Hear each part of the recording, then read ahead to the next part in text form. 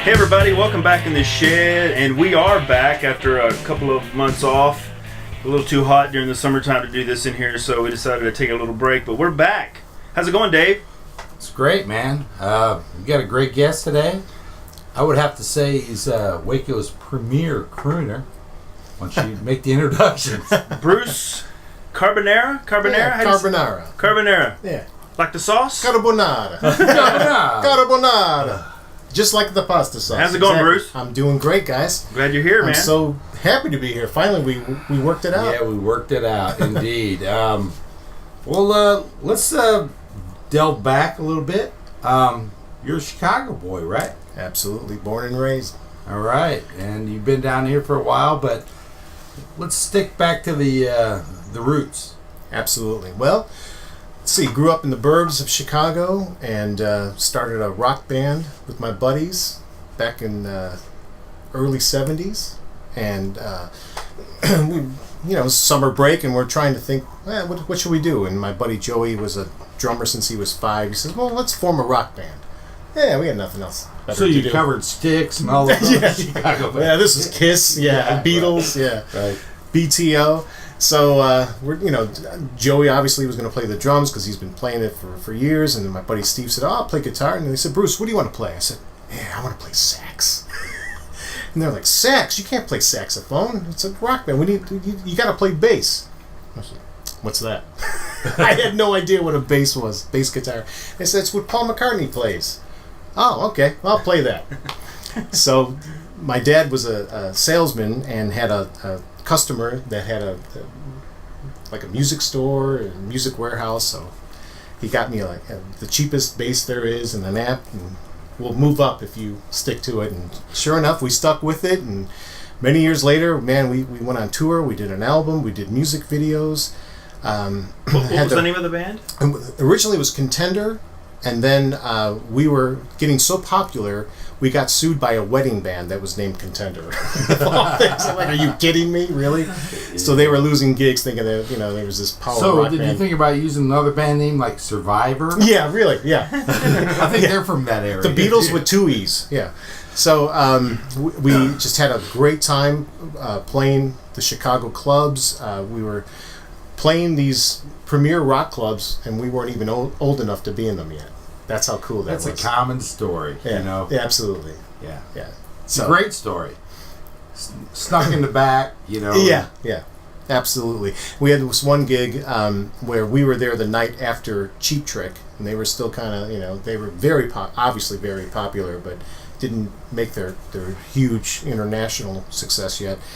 And we got to the club, we were about to set up, and the stage was just trashed. And Rick Nielsen, the show, the night before, was taking his guitar and just hitting the acoustic tiles and just throwing it was just trashed. So we were responsible for cleaning up the stage before we even had to set up our equipment. Before he had his 5-neck guitar, that could have really done some damage. That could have really done some damage, yeah.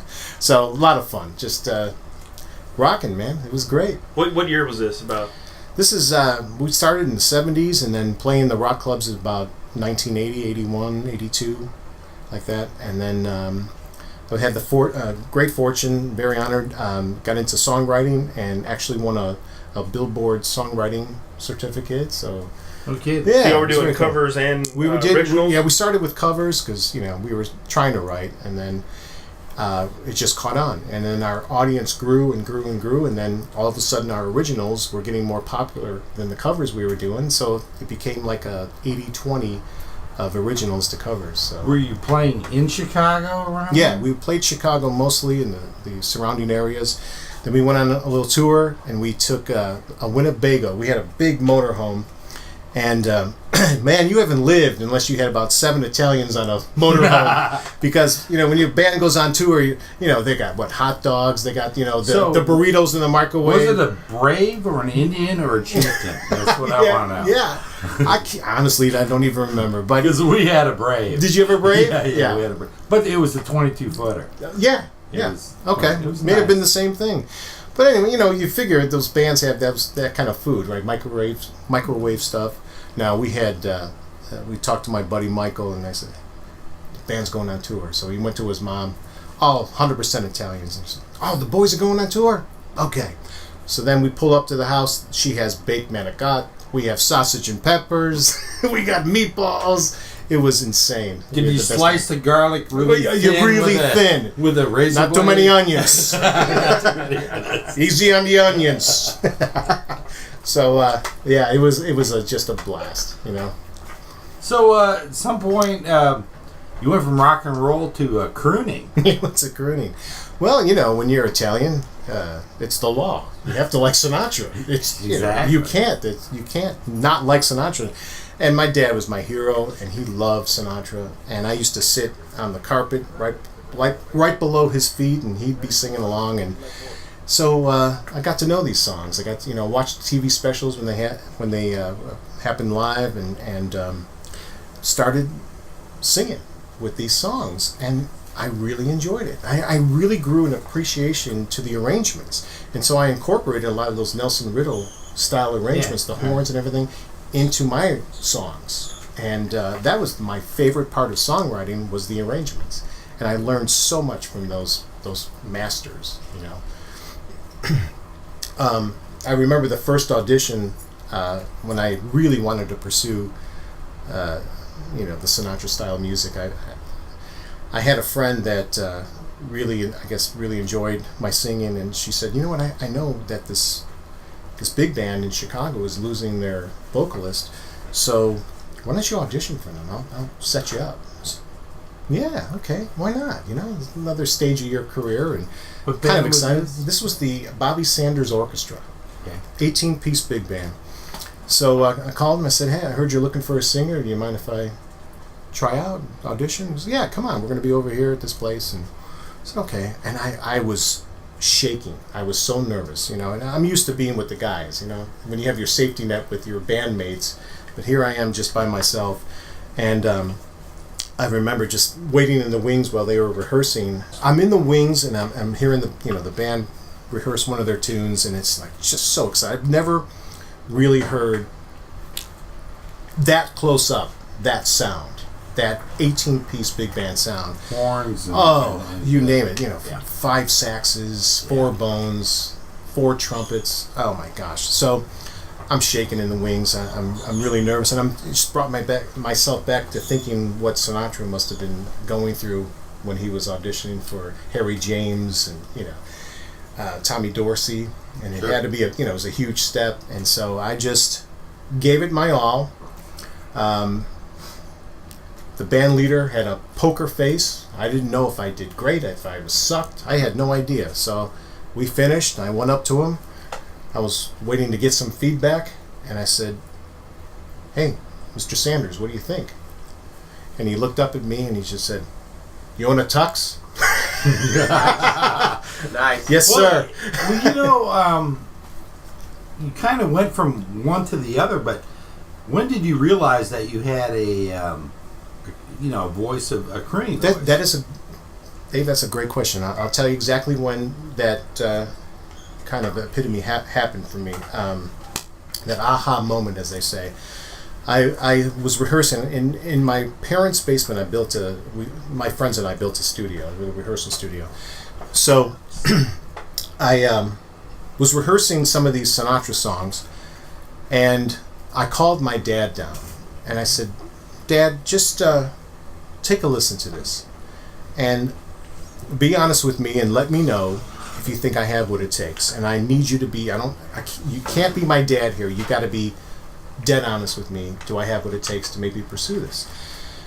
So I sang a song called "I'm a Fool to Want You," which was a very special song to Sinatra, and they say he did it in one take at Capitol Records, and there was so much emotion behind it when he had his breakup with Ava Gardner that he just poured his heart out on the song. He took the cans off, rested them on the music stand, and out the door he went to the studio. He didn't even want to hear it. He just knew he nailed it, and that was it. So I was like, "Oh, let me try that song." So I sang this song for my dad, and the song completed, and I looked at him, and he just had a tear coming down. Wow. And that was it. I knew, okay, I better pursue this.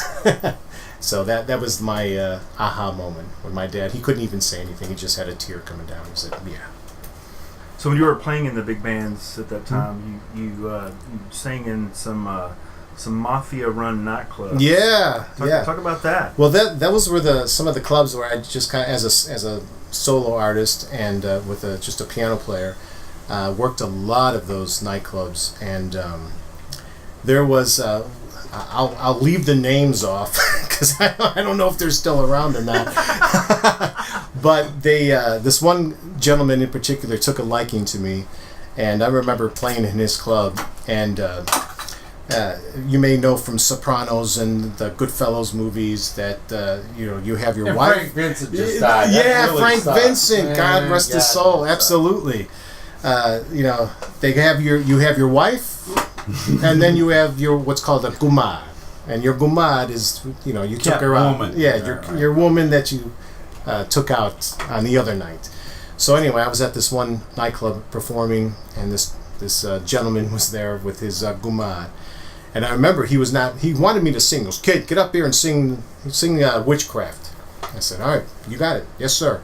So I went up and I started singing, and I saw that he was just not paying attention to me. And so he was just, schmoozing with his girl, and I stopped the song. I said, "Hey!" The whole place went silent. The whole place went silent. I said, "You asked me to sing a song. Pay attention." And Did you use that little? it's exactly what I did. inflection? It's exactly what I did. He goes, "The balls on this guy." And I said, "I better nail this song or I'm dead." And I sang the song, and he said, and after the song, after my set, he said, "Kid, we're going out tonight." Do you remember the club? Yeah. Come on. Well, there was a Gianotti's club, and there was the Redhead in Chicago, and we went to the Redhead, which is I think it's still there, but someone made a phone call, the phone call, and we arrived with our entourage, and I'm with him, and we had. There's other stories I can tell, but we had the time of our lives that night. I'll tell you, it was. And you lived to tell the tale. No, I lived to tell the tale, but he appreciated. You that were I had sleeping with the fish. No, I had the stones to say, "Hey, you want to hear this song? Pay attention." And he appreciated that. He did. He absolutely did. That's awesome. So you had a little movie background as well. Yeah. Expound. The band did some music videos, and I always, when you're any type of entertainer, you got to try new things. You always want to get out of your comfort zone. So there was an opportunity actually here at Baylor University in Waco that my brother knew of one of the students that had a production coming up, and the film company got together. And so this is when you were in Waco? No, I was still in Waco. Chicago. Was your brother in Waco? Yeah, he was in Waco, and I said, "Hey, you know what? I want to try my hand at acting." So he said I was going to be visiting, and he said, "Well, come to this lunch with me. I got this guy I want you to meet." So we're at lunch, and this guy Frank is telling everyone at the table, there's about 8 of us, about this movie he's going to shoot. It's a horror movie, B movie. And about what year was this? This is about 1987. Okay. And were they going to shoot it here in Waco? Yes, yeah. They were going to shoot it here in Waco. So my brother kind of, set the scene for me with him, and Frank knew that I was kind of interested in acting, and maybe there was a role for me. So anyway, he's saying, "Hey, what does everyone think about the script idea?" I said, "It sounds great, but you're missing one thing." And Frank says, "What, Bruce?" I said, "You need me." So I said, "Yeah, hey Frank, you're missing one thing. You need me in this movie." And he liked that, and he said, "You know what? I've got a small role. Let's try you out." I have no experience of acting, so got the script, and sure enough, got the role, and he really, really liked what I did. So he calls me one day. Now in the meantime, I'm back home in Chicago. I'm still doing my music, but I really enjoyed the acting, and I had the acting bug, so I auditioned for Second City. They were the stock pond for Saturday Night Live. There's no question.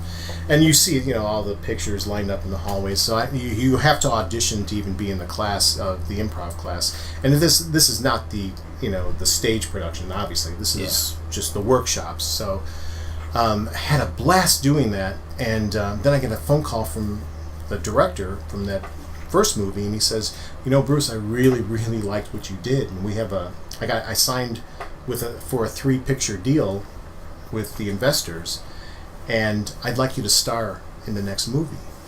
And the phone dropped. I'm like, are you kidding me? Absolutely, Frank. Yeah, count on me. Meanwhile, I was lucky enough to move on to the second phase of Second City, but it was going to clash with the timing of the shooting schedule. And I had to make one of those life decisions. Yeah. And I didn't make the right one, obviously. But you're here now. But I'm here now. Yeah. I'm here now. My starring role. You didn't end up dead on the top floor of the Hancock building. I ended up like dead, that. and it was my starring role went from that to about 4 lines in the opening scene when I get shot by a 357. All right. And I'm Is that on YouTube? Can we see that anywhere? It's called Black Snow.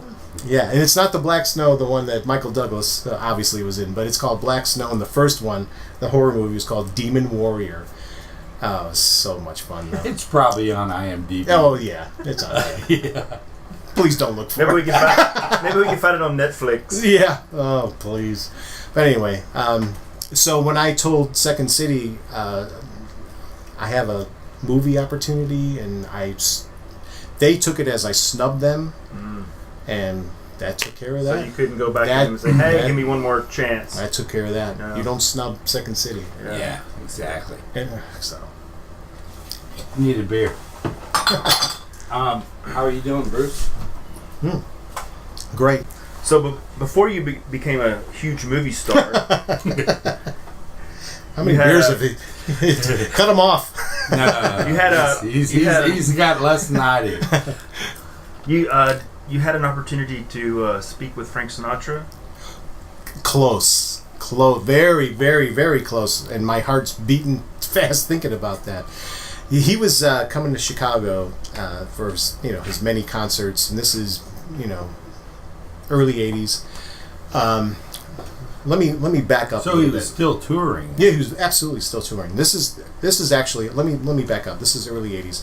This is how cool my parents were. So my mom and dad have tickets to see Sinatra at the Erie Crown Theater, which is in Chicago. Is a very intimate theater. It's not one of those big concert halls. 1,000-seater. Yeah, maybe that little beyond.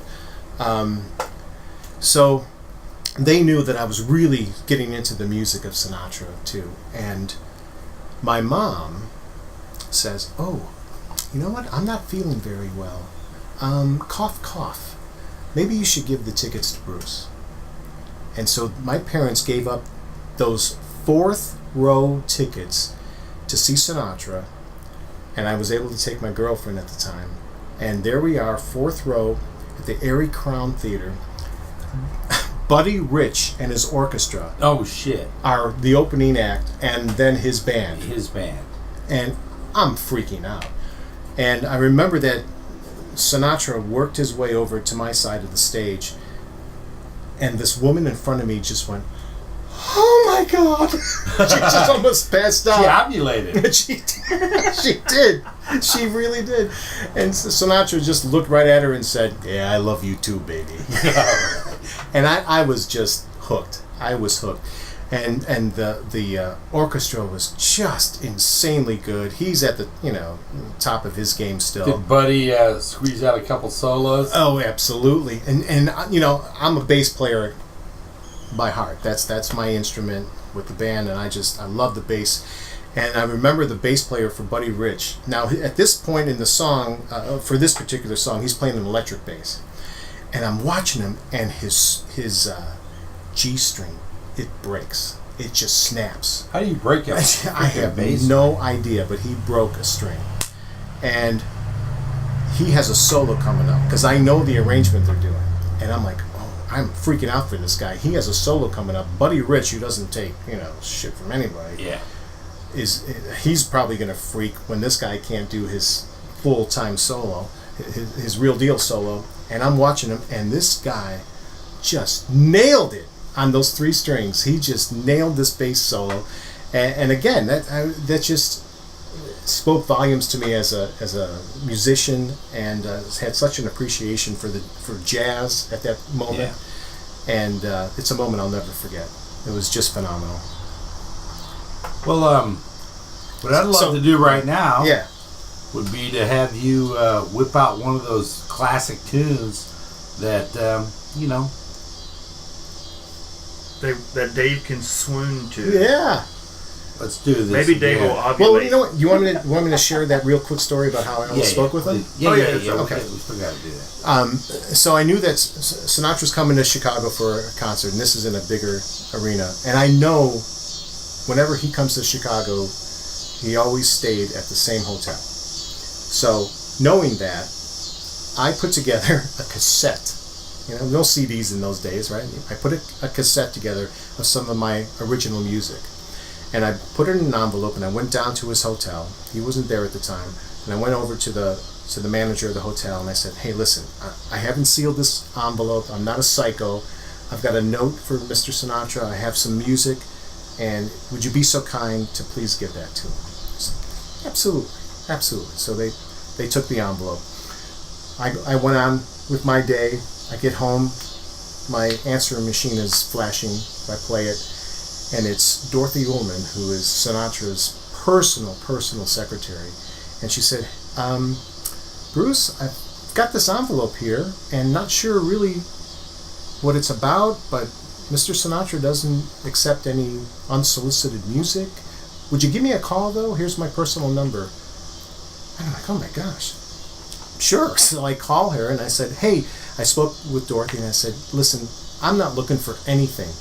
He has been such an influence on me. My parents adore him and his talent. It was my way of saying thank you to him. Yeah. That's all. You know, I was fortunate to win, like I said, that Billboard Songwriter certificate. So I said, this is one of the songs that won. I'm not looking for anything. It's just my thank you to him. She said, honey, that is so sweet. Hang on. And I can hear him in the background. I can hear his voice, and my heart is now just pounding out of my chest. I'm like, I'm going to talk to Frank Sinatra. I don't have a freaking clue what to ask him. So anyway, I can hear him in the background, and not right now, whatever. So she gets back on. She's so disappointed. You can hear the disappointment in her voice, and she said, "Oh." She was sympathetic. Very sympathetic, and so we kind of created a little bit of a bond, and I sent her flowers and candy. I said, hey, thank you so much for that missed opportunity, but a close one. And then I had this idea, like a year or two later, of, you know what, for my generation, they didn't get a chance to see Sinatra and Dean Martin and Sammy at the Sands Hotel in Vegas. We didn't have that. So what if we recreated that and came up with a Vegas-style show with some top-notch impersonators, have the exact original arrangements, and do this top-of-the-line Vegas-style show? So I pitched this to her. She says, that's a phenomenal idea. Because he was kind of, you know, he's obviously in his getting to the golden years. He was at the apex of his career. The apex, absolutely. So she says, you know what, all those decisions are through his attorney, so let me give you all his contact info. Put yourself together in a nice little, you know, bio on it, and your thoughts, and let's see what happens. And then the Sinatra kids at the time were kind of in charge of Frank's career. Frank Jr. Their dad, Nancy and Tina. Right. And so at this point, I got this. I still have the letter to this day on the letterhead of the attorney. He said, at this point, we just don't. The Sinatra children do not wish to pursue this, but what a great idea. God bless. Wish you the best. Maybe 2 years later, the Rat Pack is back. Las Vegas. Nice. It was one of those, you know, I was a 20-something-year-old kid at the time. And was Dean still alive? Dean's still alive. They're all still alive. All right. They're all Dean, still alive. Sammy, and yeah. But that whole idea, that concept, not, you know, who wouldn't think of that, but I really tried to go through all the right channels and do it legally. Mm-hmm. But I was a nobody 20-something-year-old.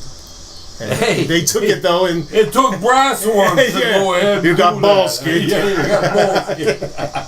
Anyway, that's my near miss with Sinatra. Well, let's do a Sinatra. Let's do it. Do it. Absolutely. All right, cool. Thought you'd never ask. All right, Bruce, take it away. What are you going to do for us? Well, it's appropriate, right? It's kind of still summer in Texas. Got to do this song. It's called Nelson Riddle. Yeah. Yeah. Summer Wind. Yeah. Appropriate song for Texas.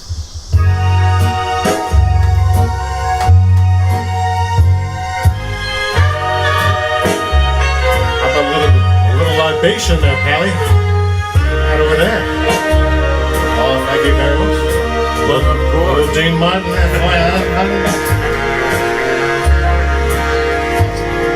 Summer wind came blowing in from across the sea. Lingered there to touch your hair and walk with me all summer long. We sang a song, then we strolled that golden sand. Two sweethearts and the summer wind, like painted kites, those days and nights when flying by.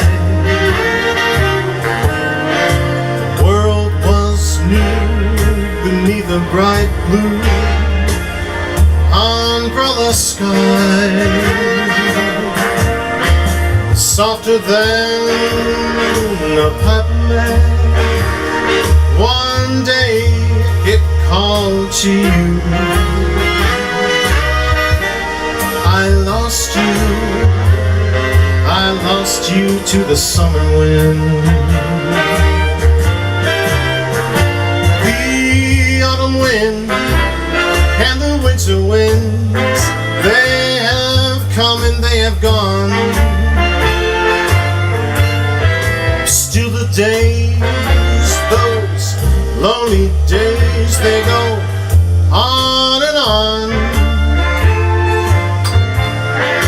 Guess who sighs through lullabies, through nights that never end. My fickle friend, the summer wind.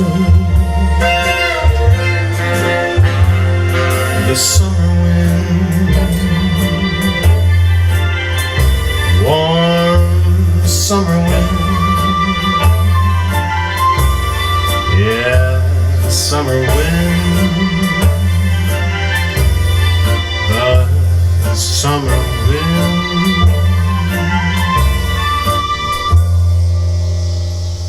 Nicely done. Thank you my very much. friend. Cheers. I wish we had some summer wind. So this next song is called Just in Time. I love singing this song with the big band. I got a great arrangement to it, and I hope you guys like it.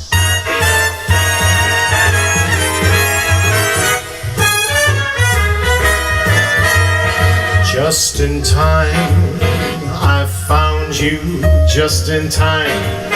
Before you came, my time was running low.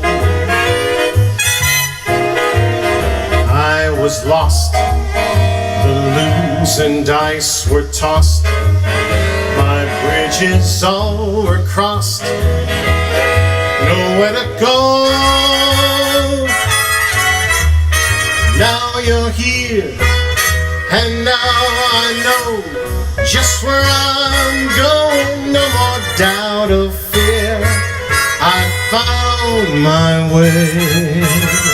For love came just in time, you found me just in time. Changed my lonely life that lovely day.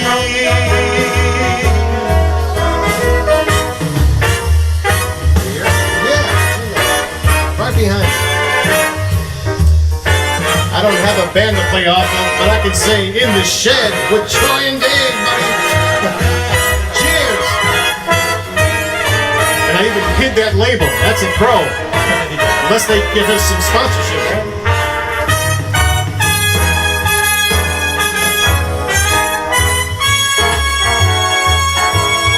Now you are here, and now I know just where I'm going. No more doubt or fear, because I found my way.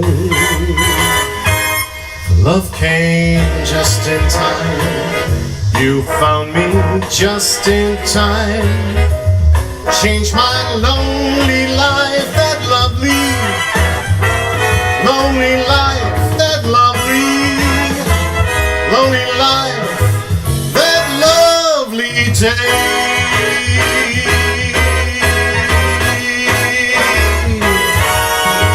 Oh, cheers, Pally.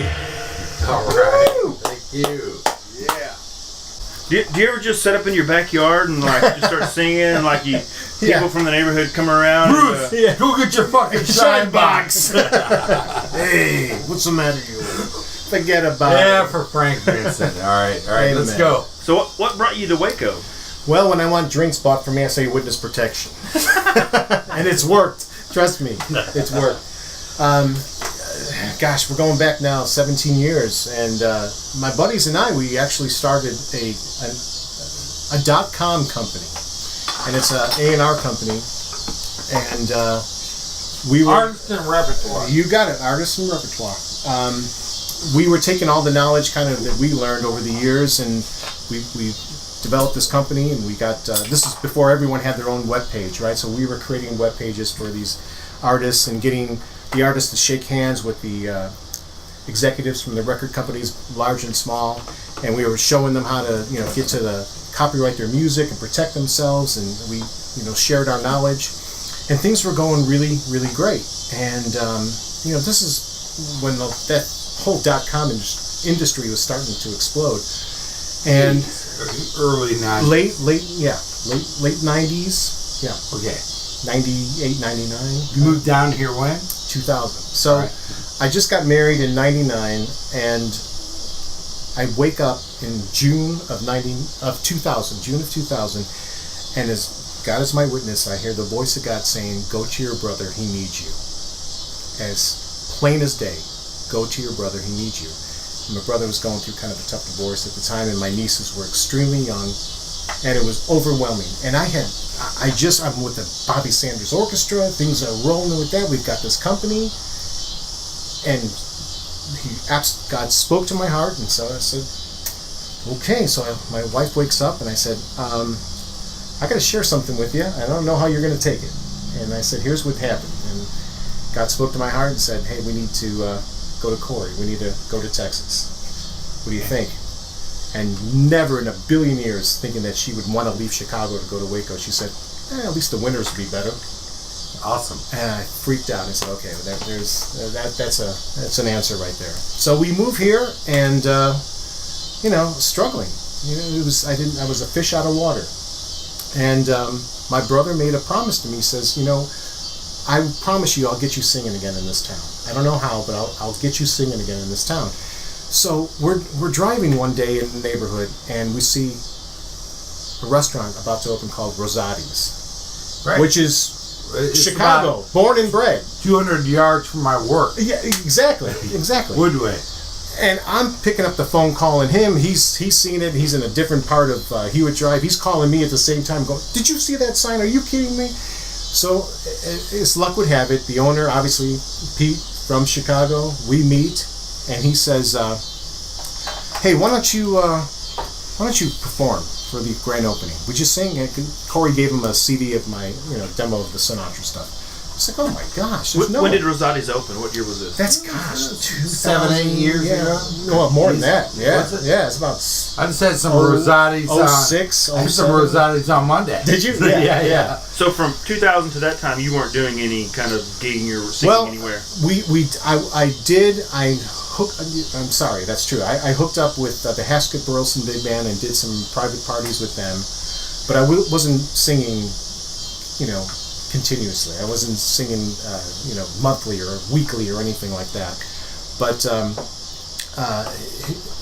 it's all thanks is to my brother. He just opened some doors for me, and it kind of took off, and I got a lot of different gigs in For town. those who don't know, explain who your brother is. My brother is Dr. Corey Carbonara, who's a professor at Baylor University in the Digital Film and Media Department. He's been here since 1983, left to work for Sony in like 86, and is the one responsible for bringing HD TV to the States. I mean, That's crazy. and he met with George Lucas and said, here's some HD cameras you may want to be you might be interested in, and things like that. So it was just an amazing story. You have to have him on your show. He'll give you stories. It'll be. I met your brother. He's a great guy. Oh my gosh. And yeah, we'll do it. Yeah, you'll be here about 2 weeks, full of stories. So anyway, it kind of took off, and I'm, kind of the go-to guy for this style of music.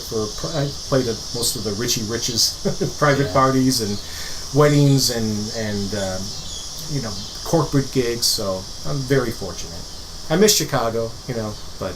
So you've been kind of gigging ever since, kind of on your own. You got your own little setup. My own little setup, yeah. I can do a private party with just myself and my tracks, or I can do an 18-piece big band for a corporate gig. Well, I first saw you because Preston invited me. Preston's right here. Say hi, Preston. Hey, what's up? We have a studio audience today. Yes, He sir. even brought snacks. Yes, Preston's in sir. the house. Yeah. Well, anyways, Brought my hey, famous you're playing at pork Wise Guys. Now defunct. Now defunct, yeah. Place in Waco. Right But up there, yeah. I went there and you killed that night. Oh, I mean, thank you totally. And there was 30 people in there, and we all just like jaws are dropping because you were like, "Oh, who the fuck?" 30 people, and it held 40, right? Or 38. Yeah. And then later, you played with the Waco Orchestra. Yeah, Waco Jazz Orchestra. Yeah. Tell So- us about that. well, How'd that come about? I got to know some of the musicians from the orchestra, and they became personal friends of mine. They said, "We have to have you front the band. We got to come up with something." So they had a big to-do at the Ball Performing Arts Center, and I've done a number of concerts with them, and it really took off. And I mean, we would have packed audiences. And then they said, "Well, let's try and do the Hippodrome." They just had this grand reopening, 100-year theater. Yeah. Let's It's kick beautiful. Yeah, beautiful it's room. absolutely gorgeous. And they said, "Let's kick it off with a big concert featuring songs of Sinatra and have you headline." So we were doing an authentic Vegas style show from the '60s. So we were bringing back all the old orchestrations and kind of decorated the theater in that vibe. So I gave them a little piece of the Sands Hotel, and definitely not politically correct in some of that material, but I had fun, and I remember at the theater I had a bunch of friends that when they were booking their tickets, and God bless, we were sold out. I mean, we It were was a sold great, out. absolutely great band you had. Oh, absolutely. Yeah. The guys were just cooking that night. And I remember some friends were in the balcony, and they thought when they booked the tickets that they were main floor. So I remember messing with the balcony, and I couldn't see anything. I was just blinded by the stage lights. And I said, "How you doing, balcony? Don't make me come up there." And they're But you screaming. did. But I said, "You know what? Let's go." And I had the wireless mic, took the elevator up to the balcony, went up to the balcony, and just schmoozed with the crowd, and we did a song, "Come Fly With Me," from up there as well. So it was just a I magic saw you. night. Yes, I ran into you, Dave. Yeah, I ran Gave you a into big Italian bear hug. Yeah, right. It was awesome. It was phenomenal, and we're planning more shows. So You should, because there's not too many times they pack that room. I was there, for Ray Wiley, and it was an awesome show. Mhm. But the room wasn't packed. It wasn't. But you packed it that night. well, thank you. Yeah, it was a lot of fun. I've got a Christmas show coming up with them December 4th. It's a free concert at the Ball Performing Arts Center at MCC, and we're going to do some Christmas classics with the big band, so that'll be a lot of fun. We're going to start rehearsals actually very soon for that. So Elvis has been a huge inspiration and influence in in your musical career? I mean, without question. I can remember to this day Sinatra's concert. Elvis's concert. The comeback? Yeah. No, this was the Aloha Okay. from Hawaii. Yeah. And it was live. And I was glued to the television. I'm maybe 9 years old, 10 years old. It was well before the comeback. Oh my gosh, and I was just going, that's a great job. And that killed me because that was my thought. What, this guy's getting paid to sing, go out in the crowd and kiss all these beautiful women. I want that job. Yeah, right. And then years later, I see an interview with John Lennon and I think Mike Douglas or Dick Cavett, one of those interviews. Sure. And that was his revelation. It was seeing Elvis and just the fun he was having. And John Lennon said, that's a good job. I think I want to do that.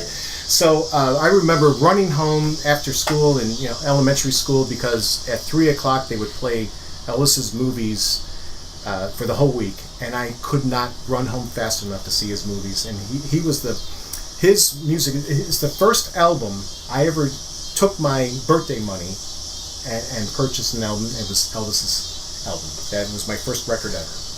You guys want to play a song from that? I think Yeah, we should. yeah, I think. let's do something. Are we actually going to play along with a song? Yeah, let's play along. Dave's going to play. You going to play with us, Dave? Or him? You play We're with him? both going to play. We're both going to play.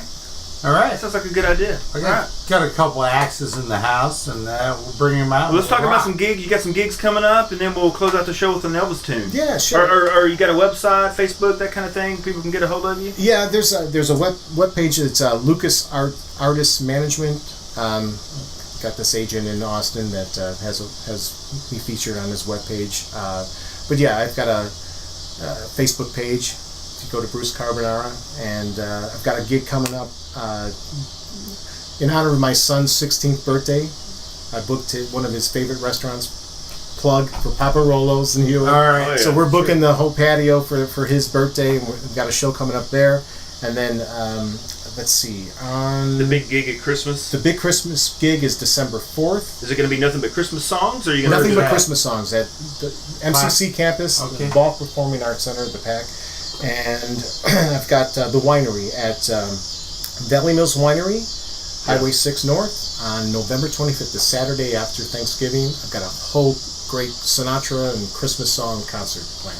All right, Sounds good. awesome. Yeah. Let's do some Elvis. And then All right. last one, let me plug Classy Glass, October 20th. Just remember that. All right, sounds good. Thanks, guys. All right, let's do some Cool. Elvis. You got it. All right. Sam Phillips, Sun Record Days. I don't know. All right. We've never done this before. Let's That's, try. that's all right, Mama. All right? Spare the do moment. it. Ho!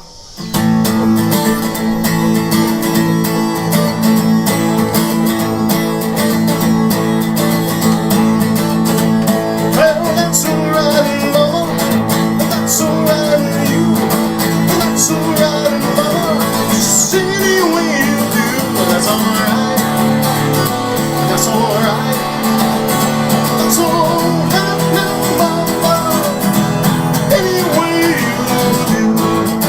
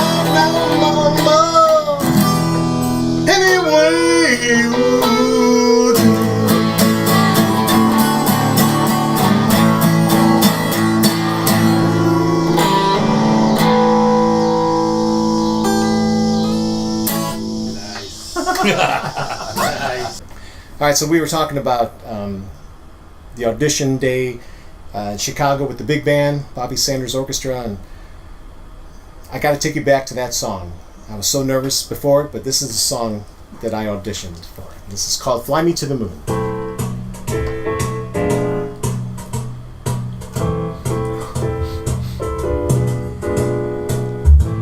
Fly me to the moon, let me play among the stars. Let me see what spring is like on Jupiter and Mars. In other words, hold my hand. In other words, darling, kiss me. Fill my heart with song, let me swing forevermore. You are all I long for, all I cherish and adore. In other words, please be true. In other words, darling, I love you.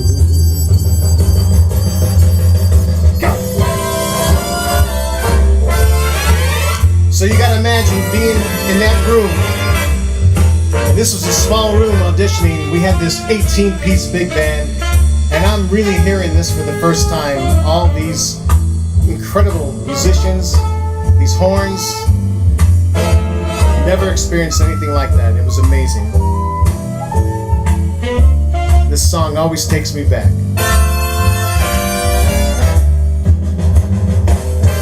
Why don't you fill my heart with song?